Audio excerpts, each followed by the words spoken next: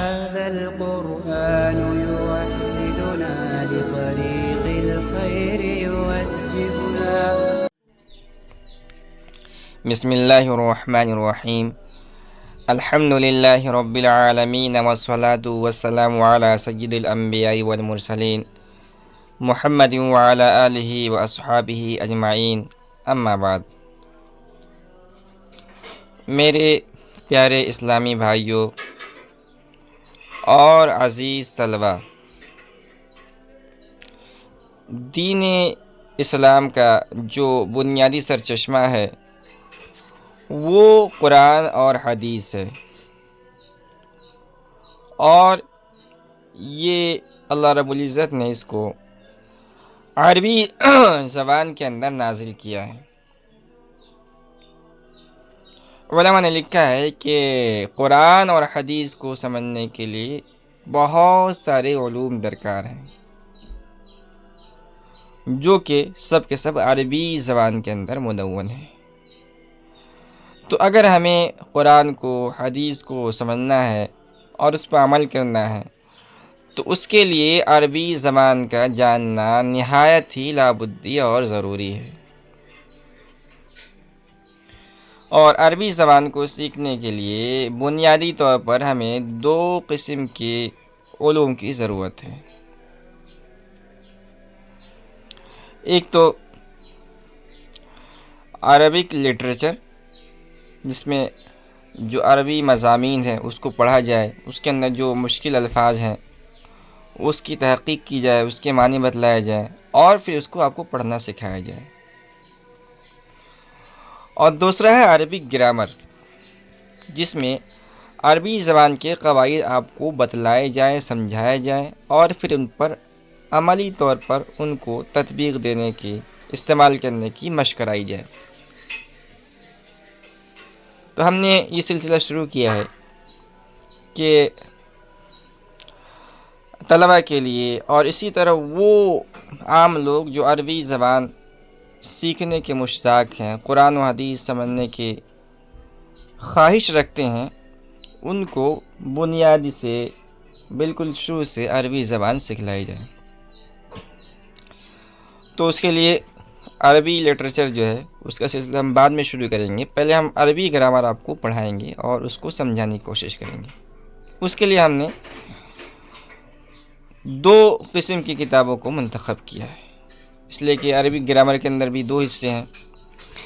ایک تو ہے علم النحو، جس کے اندر الفاظ کے آخری کلمے سے بحث ہوتی ہے، یعنی جو بھی کلمات ہیں ان کے آخر میں کیا اعراب آئے گا، اس کو جوڑ کر کیسے جملے بنائے جائیں گے، اس سے بحث کی جاتی ہے۔ اور دوسرا ہے علم الصرف، جس میں صیغوں کی پہچان ہوتی ہے اور لفظوں کو گرداننے کا طریقہ، اسی طرح ایک صیغے سے دوسرا صیغہ بنانے کا قاعدہ معلوم ہوتا ہے۔ تو علم الصرف پڑھنے کے لیے ہم نے جس کتاب کا انتخاب کیا ہے اس کتاب کا نام ہے علم الصرف، اور یہ حضرت مولانا مشتاق احمد صاحب رحمۃ اللہ علیہ کی تصنیف کردہ کتاب ہے، جو اپنے موضوع میں بہت ہی جامع اور معنی کتاب ہے، اور اکثر مدارس کے اندر اس کتاب کو پڑھائی جاتی ہے۔ اب ہم کتاب کا باقاعدہ آغاز کرتے ہیں۔ بسمہ سبحانہ و تعالی حامدا و مصلیا۔ علم الصرف کی تعریف۔ علم الصرف وہ علم ہے جس سے صیغوں کی پہچان حاصل ہوتی ہے اور لفظوں کو گرداننے کا طریقہ اور ایک صیغے سے دوسرا صیغہ بنانے کا قاعدہ معلوم ہوتا ہے۔ اس علم کا فائدہ یہ ہے کہ الفاظ کو صحیح طور پر پڑھنا آ جاتا ہے۔ تو یہ علم الصرف کی تعریف اور اس کا فائدہ آپ کے سامنے بیان کر دیا گیا ہے۔ اب آگے علم الصرف کے اندر کچھ اصطلاحی الفاظ ہیں، تو اس کو یہ آگے بیان کریں گے، جیسے فتحہ کا استعمال ہوگا، ضمہ کا استعمال ہوگا، تنوین کا استعمال ہوگا، حرکت کا استعمال ہوگا آگے۔ تو ان سب کا مطلب کیا ہے اس کو انہوں نے شروع میں بیان کر دیا ہے، تاکہ جو مبتدی طلبہ ہیں ان کو آگے کی مضامین سمجھنے میں آسانی ہو۔ ضمہ پیش کو کہتے ہیں، تو جہاں پیش ہو اس کو یہ ضمہ سے تعبیر کریں گے۔ فتحہ زبر کو اور کسرہ زیر کو کہتے ہیں۔ تنوین دو زبر دو زیر دو پیش کو کہتے ہیں۔ حرکت زبر زیر پیش کا نام ہے۔ سکون اور جزم یہ دونوں حرکت نہ ہونے کو کہتے ہیں، تو جس کلمے پر کوئی حرکت نہ ہو اس کو سکون یا جزم سے تعبیر کریں گے۔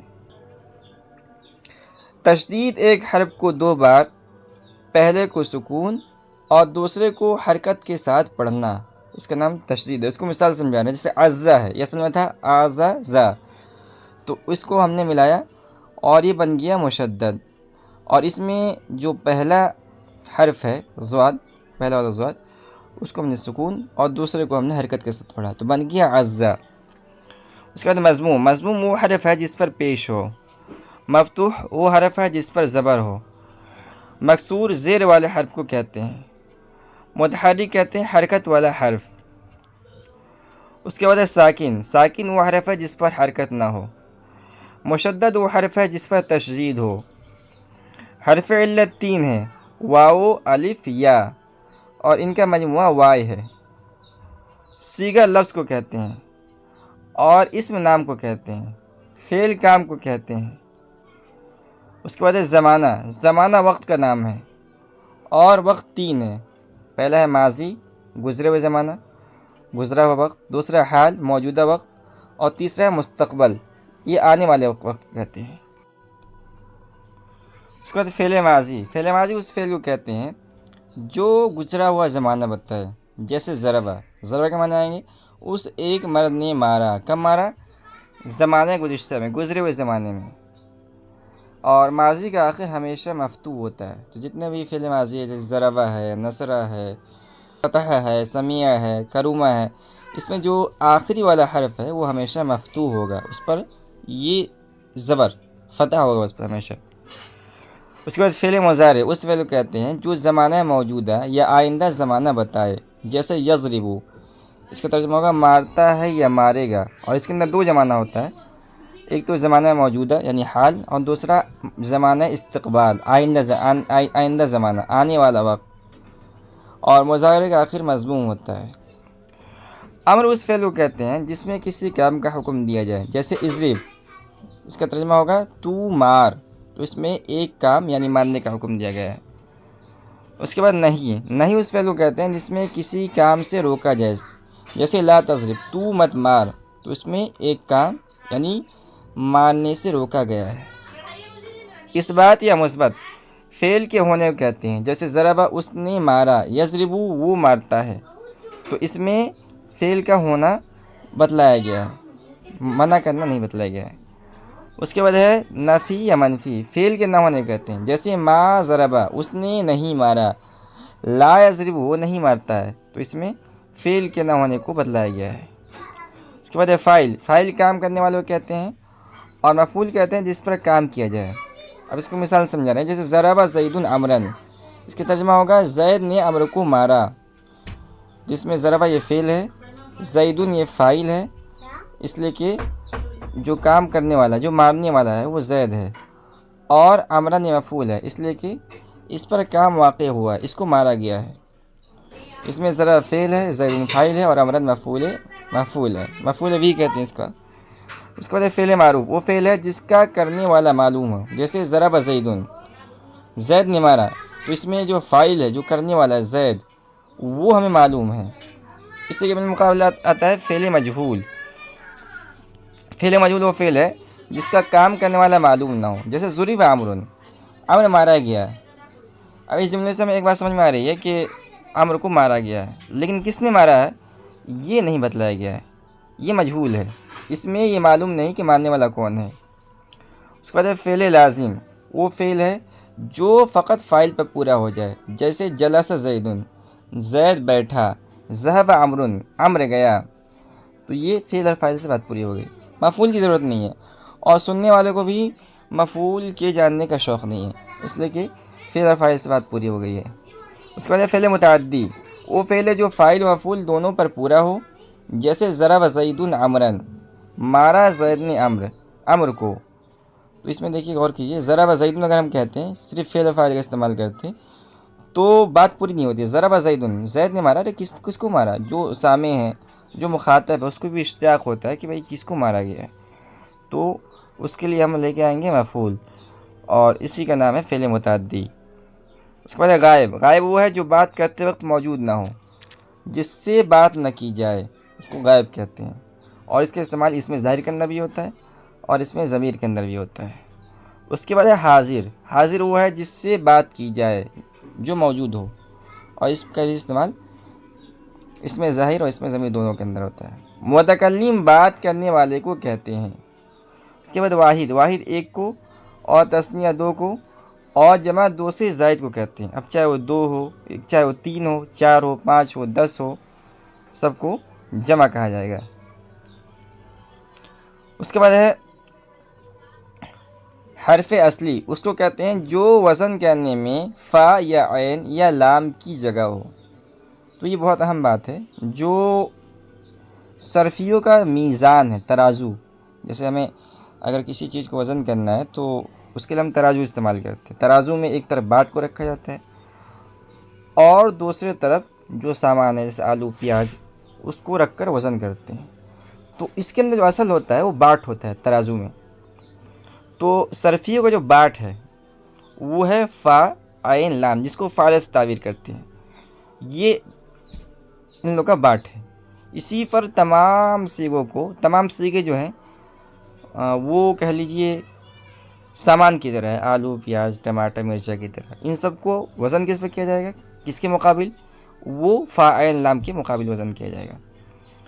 تو جو حرف فا کی جگہ ہو اس کو فا کلمہ کہتے ہیں، اور جو عین کی جگہ ہو اس کو عین کلمہ کہتے ہیں، اور جو لام کی جگہ ہو اس کو لام کلمہ کہتے ہیں. اب اس کو مثال سمجھا رہے ہیں. جیسے نصرہ، جب ہم اس کو صرفیوں کے باٹ کے مقابل رکھیں گے، ترازو پہ وزن کریں گے، تو یہ نصرہ فعلہ کے وزن پر ہے، اور اس میں نون کو فا کلمہ کہا جائے گا اس لیے کہ فا کے مقابل میں ہے. عین کو، صاد کو عین کلمہ کہا جائے گا، اور آ کو لام کلمہ کہا جائے گا.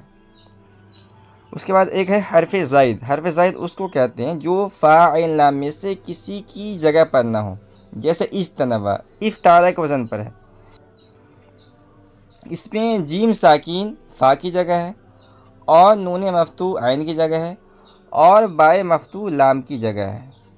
پس جیم، نون، با یہ حرف اصلی ہوئے، اور باقی حروف حمزہ اور تا یہ زائد ہیں، تو ان کو حرف زائد کہا جاتا ہے.